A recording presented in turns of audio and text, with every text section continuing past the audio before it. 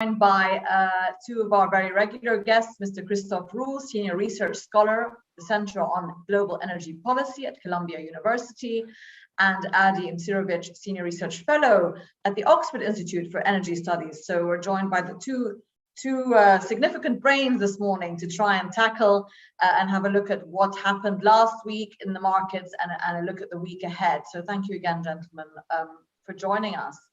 Adi, I'll start with you. We did see last week, for the first time, I believe, in 2 months, oil prices actually retreating a bit, having rallied for 8 weeks in a row and sort of stabilized around the $85 mark. Why? Why had that happened? Well, I think it's all relative. I think we've reached the levels that are probably not quite sustainable in the short run. I'm sure we'll revisit balances a little bit later in this conversation.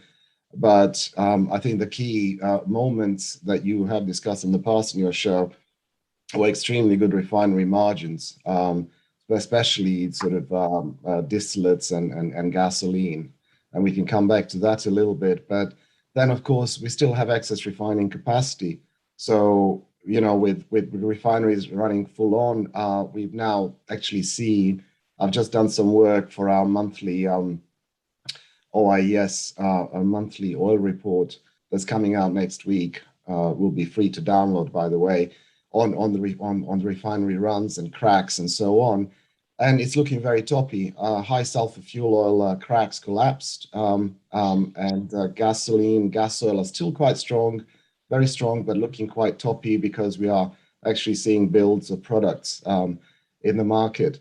Also, we've got, you know, some more concerns again regarding the COVID situation. So overall, I think it's just a relative thing. The market is actually still very, very strong. It's still very, very tight. It's just reaching over $85 levels. It starts to look a little bit toppy, and there was a lot of profit taking in the market. Okay, Christoph, I mean, given that we're still seeing, you know, strongish demand, I know that we'll talk a little bit about the outlook for the rest of Q4 a bit later, but, you know, we've had energy crisis shortages, right, in the last few weeks as well, which has obviously helped the bull run prices. But OPEC also are indicating they're not going to increase supply more than planned at their next, when it's next due. So why has that not sort of given a bit, continued sort of to give a bullish push to prices, do you think, and do you think it will do? Will we see a revamp of that this week? First of all, refining margins don't drive oil prices. And when you look at the inventory situation in the US, where it's best published, you see that gasoline inventories have been falling. Crude oil inventories have been rising. And what you have here, I mean, you do this on a daily basis, up and down and up and down, is not very productive. The fundamental situation has not changed. The fundamental situation is one where the world is basically drowning in oil, in theory, but where supplies are curtailed, as you said, by OPEC. And where we had a long run, I think 5 weeks now, of prices going up and a lot of froth being built. At the end of the day, it's global demand, which is determined by global growth, which will you know, together with supply match up.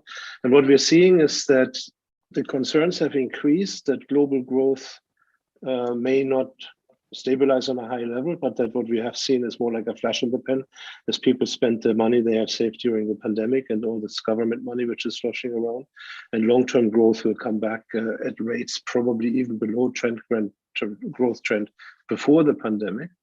And what we are seeing on the supply side is that gradually the supplies are, you know, improving from the private producers, from shale to Guyana to Brazil, and also from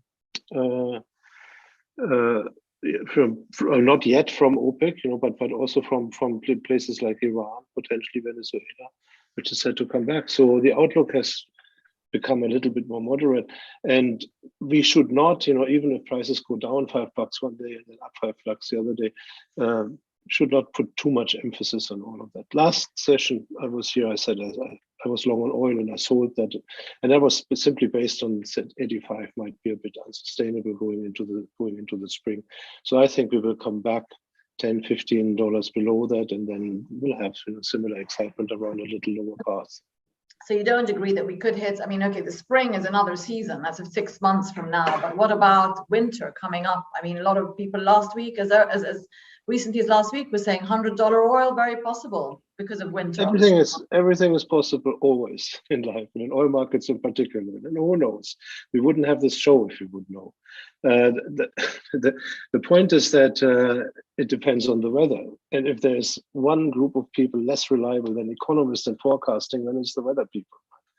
So, okay, well, what about gas prices? Obviously, those have been, riding up, exponentially, and of course have been part of the cause for the oil price rise in the last few weeks. But we did see them dropping about 20% last week.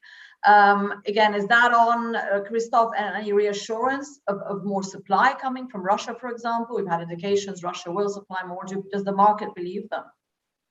The big announcement was from Putin. So I think that was the biggest sort of calming effect on the market. That him saying that he will order Gazprom to provide more supplies to Europe. That's both an indirect admission that they could have provided more before when they didn't.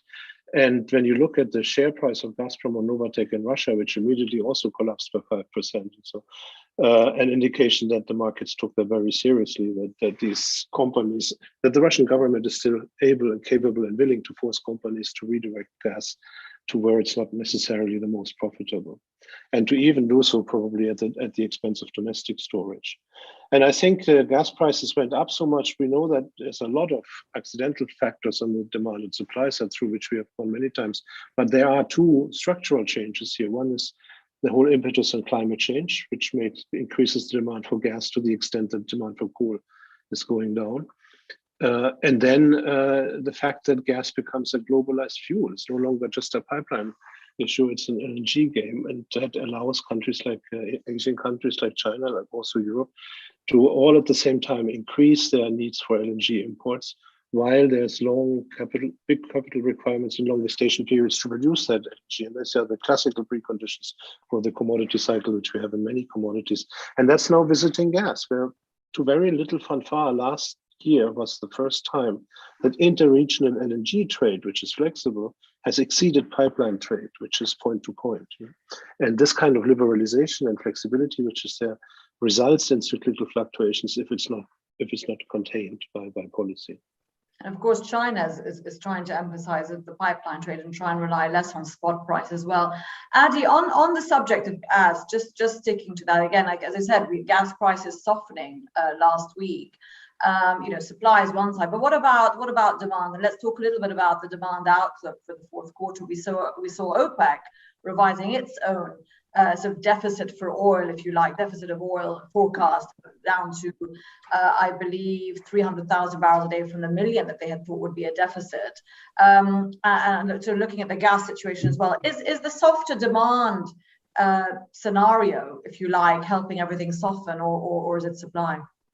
Well, I think it's a bit of both. I think when you mentioned the demand side, I mean, China itself, obviously being the main marginal market for oil and gas now, had, if you recall, in the first quarter this year, we're talking about 18% GDP growth, and we went down in the second quarter to 8% GDP growth, and now we are down below 5% GDP growth in Q3.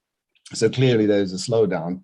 And China itself been trying, let's face it, Chinese energy sector is very much government run and controlled. So they've been trying to run down the sort of the oil stocks and sort of calm the markets both for oil and gas, as well as coal. On the supply side of things, I think OPEC is quite right to be a little bit cautious because average this year, we've had a deficit of about 1 million barrels a day of supply and demand difference. Now, for next year, we're going to obviously see a very, very different story, and they're fully aware of that. So I think OPEC, in the latest numbers, I actually wrote it down here. I think they saw that they see a surplus of up to 2.6 million barrels on average for the year. So what's happening now for the Q4 end of the year, the -1 going to +2.5 in theory is actually converging. So we should be seeing weaker market. So I tend to agree with Christoph in terms of oil prices. They should be going, as we go into the sort of next year, into a softer spot. And OPEC is fully aware of that. And I think their decisions are going to be this in the next meeting, very much driven by these numbers. that we also see some evidence from Permian. Chevron is also making some statements about increasing their production of shale, and we certainly, I would expect shale production increase next year up to 1 million barrels, probably less than that, but up to that number. So we are going to see quite a bit of supply coming in, and eventually at these very high oil prices, we'll see some demand being choked off quite naturally. Yeah, and talking about supply, maybe more immediately than the Permian Basin supply that's expected to come in, let's say Q1, Q2 next year. Christoph, Iran, we seem to have a bit of a rejuvenation in those talks at the G20 currently that's taking place. It's meant to be on the agenda as well, supposedly, between Europe and the US to discuss what they're going to do with those talks regarding Iran. Do we really expect sort of some kind of renewed impetus there and oil coming onto the market perhaps by the end of the year? Renewed emphasis, yes. Oil, probably less so. Renewed emphasis because the Biden administration needs a success urgently. I mean, they see these things slipping. Europe always was in favor of settling the score with Iran, and Iran needs a success because despite its so-called hardcore leadership now, they have seen Israel and the Saudis and the UAEs aligning, and that must alarm them greatly. They know that the time is ticking until a big alliance again forms against them. And so the signs are for at least starting talks. Now, the history of starting talks is always once everybody gets optimistic, somebody, usually Iran, throws a spanner into works. Sometimes it's the US, but mostly it was Iran in the past. On the oil front, I'm less sanguine because, first of all, there's a lot of oil being sold from Iran already. So the sanctions are not as biting as they used to be, with China and partially India openly floating the sanction system. And secondly, the flow of oil would be the end of successful talks. And what we are now seeing is the usual sort of springtime and organizing talks again. And then we will see a bunch of meetings somewhere in Geneva or other nice spots, and then it will take time. So if Iranian oil would be allowed to come on, it would not be a big jump, and it would probably only around the summer. Okay, and just to touch base on China, Christoph, just one more point there in terms of the 4 to 5% growth rate that has now sort of, I suppose, become the average as we come to the end of the year. We had a gentleman, Dr. Liu, on from a Chinese think tank on the program last week. We had an interview with him that aired, and he was saying for the coming decade, that 4 to 5% is going to be the average growth for China. That is purposefully sought after by the Chinese government, and that is the reality of what's going to happen as the country focuses on other parts of its economy and improving quality of life, etc. So is that coming into oil market analysts' thinking in terms of even the current or future direction of prices and where they might go? Whether it enters oil markets thinking, analysts thinking, I'm not so optimistic, but I think it's possibly true. I think China's high growth rates, 4 or 5%, mind you, is still very high. But China's growth rates are coming down, and for a variety of reasons, the least important of which is that the government wants them to come down. That I don't believe for a split second. They would like to have higher growth rates, of course. But it makes a good face, puts a good face on a bad situation, and the bad situation has to do with this ongoing shift away from industrialization to services, which is a complicated thing, has to do with the Chinese fear of decentralizing, and it's hard to build up a modern knowledge and financial service sector without decentralization, and has to do with the clampdown of politics, the primacy of politics, which we have seen very vividly under Xi the last few years, starting from his attempt to extend his reign, which will be certified in 2022 for another 4 or 5 years. And every time there was this kind of clampdown politically, the economy has suffered. And this time it's not going to be different. Now, mind you that many oil analysts, myself included, think that their models show that oil demand globally will peak within this decade. A Chinese slowdown, economic slowdown, is one of the conditions without which this peak will not happen. And so the pieces from that perspective develop more or less as expected. Also, 2 other factoids: there was never a really sort of successful economy which went through this large tradition from from agriculture to industry to services without a major financial crisis. Why would China be the first one? If there is a financial crisis, it would be delaying the slow growth pace for years to come. And then there's a politically very unpalatable thing developing, to which great attention is being paid in the US, not so much in Europe, which is that there are so many noises that more and more serious China experts or Chinese in exile people are assuming that Xi will try to take Taiwan. And that would sort of result in a big geopolitical freeze, which also would make high growth rates a thing of the past. Okay, Adi, let's talk a bit about macro again and start to look at the week ahead. I mean, this week we've got coming up a lot of monetary policy, possible movements, meetings, announcements coming up. Tapering in the US expected to be confirmed, if you like. But let me go to you a bit about the UK first. Bank of England also meeting or coming out announcement next week. You know, the UK is very much dubbed to be perhaps under more pressure and perhaps going to be the first to sort of make declarations on how it's going to deal with inflation there. What's the latest mood there? And the backdrop of the G20 that's just happening as well. Well, Dial, in the spirit of Halloween, let's move from invasion of Taiwan to the British inflation. I read yesterday in Financial Times, there was a headline, and it was really good because FT run this sort of equivalent of the Economist's Big Mac index. They call it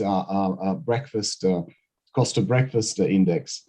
So if they've measured on, I think it's year-on-year basis, that the cost of breakfast in the UK is up 63%. Wow. Okay, which is pretty incredible. So that kind of tells you pretty much about the sort of inflationary pressures within the UK, especially on the sort of average person in the country, even though the sort of basket of goods included in the inflation doesn't always reflect that. So that there is a lot of pressure. However, I think UK is very likely to be one of the first countries to do something about it. But at the same time, we have to keep in mind that any major increase in the rates, any major intervention by the central bank, by Bank of England, it's going to have implications on repaying the loans, and the government is pretty much in debt at the moment. So they'll keep that in mind. We'll certainly have, I mean, in the UK and globally, the amount of debt sloshing around the economy is so large that I think we will have at least part of that will have to sort of get depreciated through inflation rather than through sort of higher taxes. And you can see in the Biden administration how much they're struggling to actually get any tax increases done over there. Perfect opportunity to have a carbon tax in the UK, in the US, for example, but obviously politically it's unpalatable over there. Christoph, I mean, similarly, the ECB remains sort of, I suppose, quite dovish. I mean, is it the concerns, supply chain concerns, labor shortages, all these issues that Europe is dealing with and the US, but it seems to be hitting Europe a bit harder, more immediately. You know, as long as those remain, and the argument is that supply chain problems are going to remain for the next 12 months, how can we see any change in monetary policy happening out of Europe? Well, from a strictly economically speaking, supply chain bottlenecks and these kind of problems, these are shifts in relative prices in individual goods. This is not inflation. Inflation is a general increase of the price level, and that comes from printing too much money. Now, the ECB, like most other central banks, has printed too much money, and this is where the underlying inflationary pressure comes from. There's too much money in the system, and therefore these supply bottlenecks escalate, and they create numbers like the 63% increase in breakfast, which, if I understood it right, had something to do with the non-availability of cereals for a while, which was a supply bottleneck. So these things play together. I share the concern that the inflationary pressure remains. The temptation for politicians to inflate away the debt also remains, and again, the FT 1 day later, namely today, has a big article where it essentially argues that Lagarde maneuvers herself, this was a German magazine, of course, anti-inflationary magazine, maneuvered herself into a corner where sooner or later she will find out that she can't do anything without triggering a very adverse market reaction. This is very reminiscent of the period 2012-13 after the Euro crisis, when in the US, it was almost impossible for the central bank to even talk about interest rates increase, because every time the markets wreaked havoc and then the central bank stepped back. This is the position we have. Oh, we've lost Christoph there. Am I the only one? starting to get tight to really do what's necessary at some point. And that stokes more inflationary concern, of course. And I have a picture here of an opinion poll, not of you. Yeah, there we go. We have our survey that we've just got up, which is related to obviously what we're talking about. What will have a stronger impact on future oil price direction, demand outlook, which we've discussed a bit this morning already, or central bank policies. So if we can have everyone's opinion on that, is it just what we're expecting from demand, or what central banks are going to do in the next 3 to 6 months? We've seen oil prices sort of holding steady for the time being. Adi, back to you on sticking to sort of monetary policy, looking a bit at the US.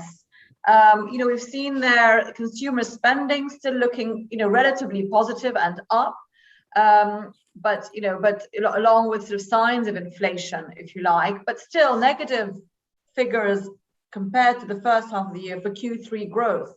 And yet we saw very positive sort of corporate earnings start to come out as well. So where do you think we're going in the US with fourth quarter expectations for economic growth and inflation? Yeah, as you rightly pointed out, there are some mixed macro numbers out there. Well, I would probably go a little bit by some sort of energy demand and generally oil demand numbers that will give us an idea of what's going on in the United States. I think demand is looking very, very good. In fact, just coming back to sort of planet Earth or the oil markets, I've seen very unusual moves in terms of oil. Some Libyan Either and CPC blend going to the United States, which is kind of, okay, that's East Coast United States and has a lot of reasons like Jones Act and so on. But it's these reverse flows going, the sweet oil coming to back to the United States is a bit peculiar, especially to sort of these levels. They've been done before, but we had 2 cargoes of CPC going in October, for example, into Delaware Bay. So that's pointing out that demand in the United States, especially in transportation sector, is almost certainly now exceeding the levels of pre-pandemic levels. We see the same happening in many parts of the world, including, for example, India. What's driving demand in India is gasoline demand primarily. So all those indicators are pointing to fairly good demand. What's going to happen with the travel, we have to see.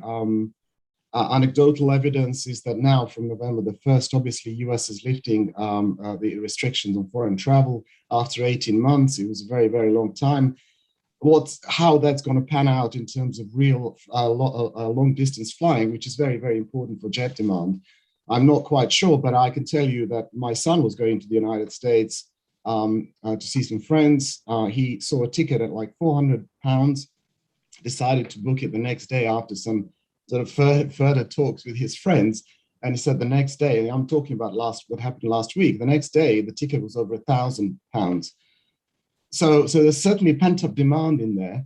And this sort of anecdotal evidence points down to continuing very, very strong demand coming out of the United States and sort of in general.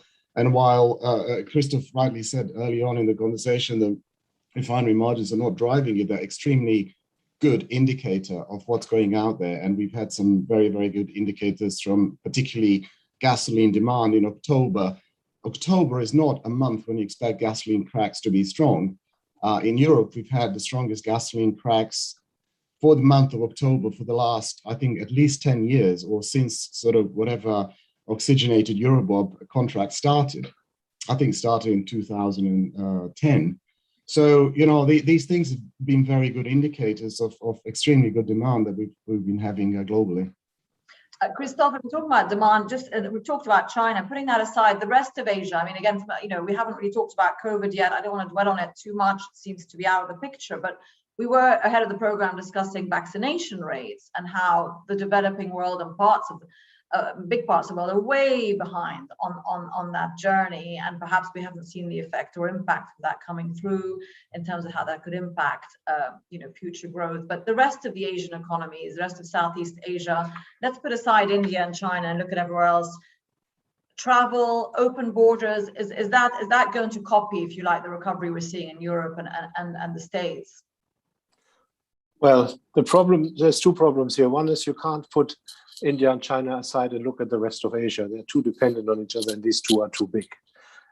India is actually doing fairly well in terms of economic growth rates, and the rest of Asia is, as far as I can tell, sort of in between, and exhibits a picture not dissimilar to what happened in Europe. China is the big outlier, and maybe also partially because they still decide to clamp down whenever there's a suspicion.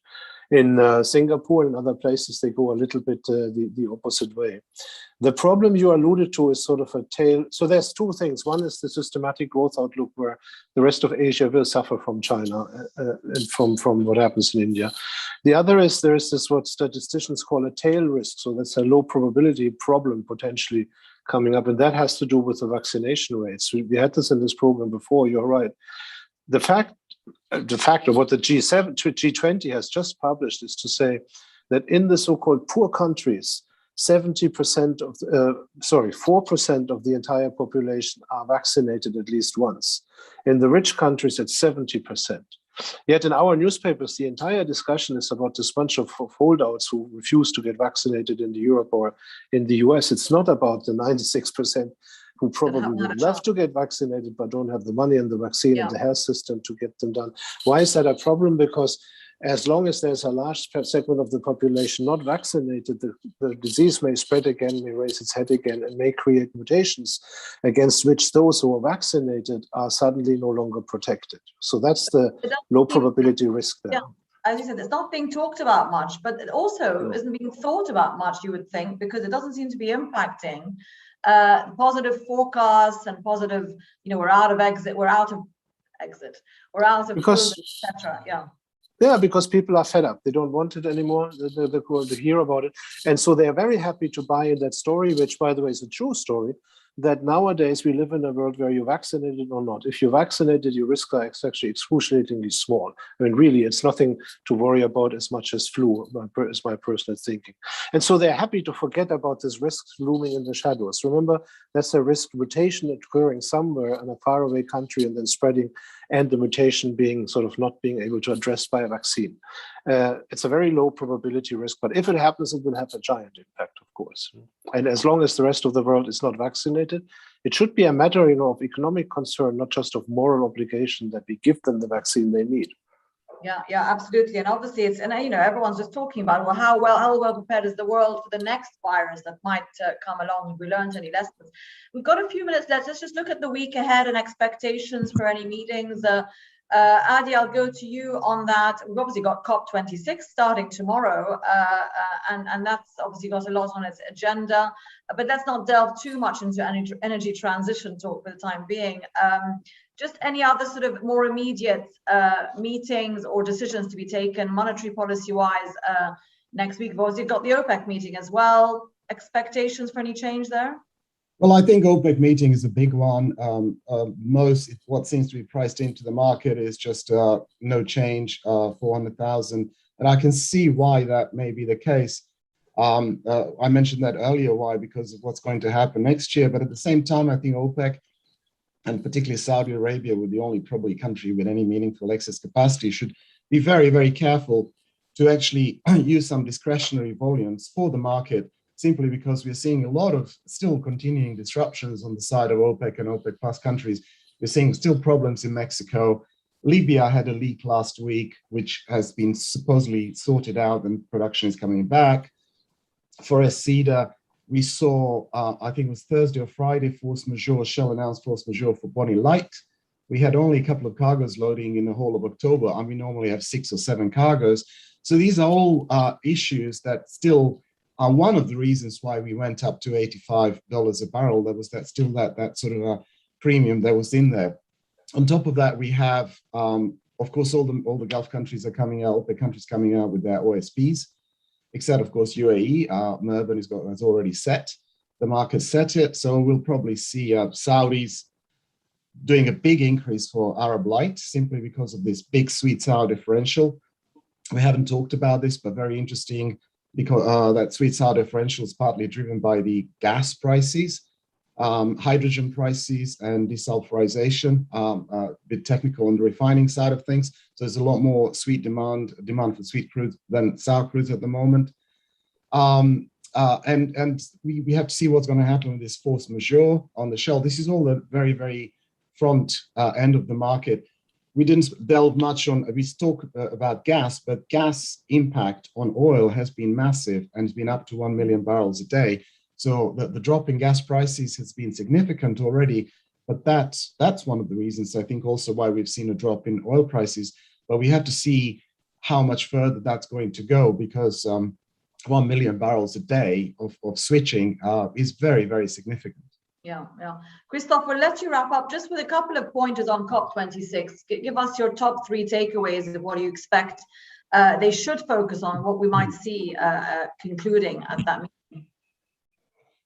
I think, personally, I think that COP26 is just based on the wrong narrative. We live in a world where we aspire to a climate change between 1.5 and 2%, as if any scientist seriously says that there's a linear relationship between greenhouse gas emissions and temperature rises. There is. So we're barking up. I'm not saying there's no problem, no, but we are barking up against the wrong target. Secondly, we do seem to think still that what politicians make us to believe, that it's easy, that it's cheap, that there will be lots of green jobs, that we just need to substitute, need to out with the dirty fossil fuels, in with the clean new ones. This is simply not the case. The system is too large. The renewable part is too small. The system is too complicated for this to be a mere matter of substitution and preferences. This is a matter of where we have to get both of these together to do a unique bridge film. Absolutely. And I mean, on that point, there has been a lot of talk because of the energy sort of shortage crisis crunch we've just had in the last few weeks. Do you think that will be a point that's discussed at COP26 for once? Not just what are our green targets, but what are our investment targets for conventionals as well in parallel? Will there be a refocus, do you think, on that, given what we've seen in the last few months? This will certainly, there's 3 points here which I expect to loom large in the discussion. One is what you mentioned, the energy crisis, which will drive home directly or indirectly the fact that it's a mistake to think fossil fuels will just disappear and that they should be as expensive as possible because that's good for renewables. In fact, without plenty of fossil fuels, there will be no transition to non-fossil fuels, because people want their homes to be heated and they will go to the streets if it's too expensive. So there need to be plentiful of fossil fuels to afford the sort, in quotation marks, luxury of a high share of renewables. Because it's a difficult thing to do. Second, what should be a focus is the introduction of a global market for carbon, of a global carbon price. There will be disappointment because people will use the current situations, many governments, to step back. And I think we have now only serious carbon prices in Europe and in California. I don't think we should expect this to change fast. And thirdly, there is these absurd sort of decarbonization pledges everywhere. Zero net carbon by 2030, 2050. I don't know how many corporations, but about more than 100 countries, I think, by now. This cannot be realized without offsets. Nobody of these promises will be realized in terms of just not emitting carbons. They all will have to be offsets. To acquire offsets, things which take carbon out of the atmosphere, like planting trees. And so this promises to be the biggest and the most fraudulent market that ever existed. And there's now the first task force being built under the heading of Mike Carney, the former governor of the chief of the Bank of England, because people start to realize what is coming there. There's this huge market for offsets which are completely unregulated. And, it's that somebody plants a tree in Pakistan and sells a certificate, and BA sells it to his customers. That's not going to work either. And whether they will be fast enough to fix something there, it doesn't look like it, because Mark Carney's group himself, they said it's just almost impossible. There's too many different interests at work to come up with a quick fix and regulation for this kind of global market, about which people are not talking yet in time for Glasgow. So on all 3 accounts, I think it will probably be more bad news, and therefore more young people protesting, and rightly so, because they see that this clumsiness doesn't yield any tangible results. Big challenges ahead. Thank you, Christoph Ruhl, Adi Imsirovic, for joining us this morning and for kicking off almost the start of November for us. And we look forward to our viewers joining us again tomorrow morning. Thanks, gentlemen. Have a good week. Thank you.